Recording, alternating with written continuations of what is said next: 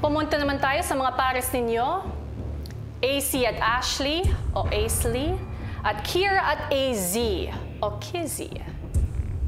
Sino nga ba sa mga kaduo ninyo ang nakikitaan ng mga kasama ng pagiging insensitive, sumasobra sa pagpapel sa mga task, or hindi pa rin nagiging genuine sa mga kasama?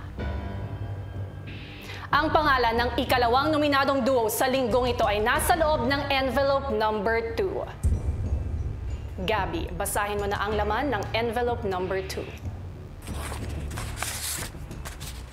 Ang pangalawang nominado for this week ay sina AC and Ashley.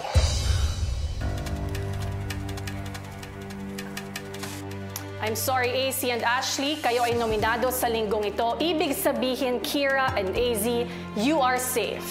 Congratulations. Last two duos.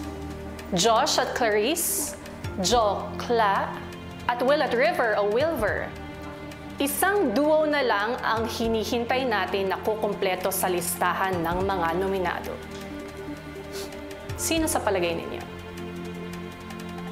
Sino nga ba sa inyo ang hindi naaasahan sa pagtulong sa gawaing bahay o di kaya kulang ang presensya pagdating sa mga tasks?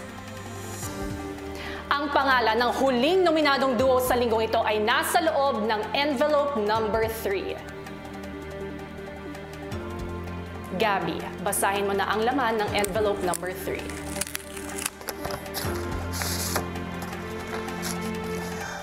Ang huling nominado para sa linggong ito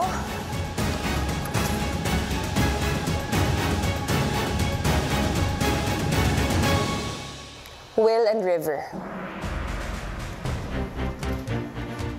I'm sorry, Will and River, kayo ang huling nominado sa linggong ito. Ibig sabihin, Josh and Clarice, you are safe. Congratulations.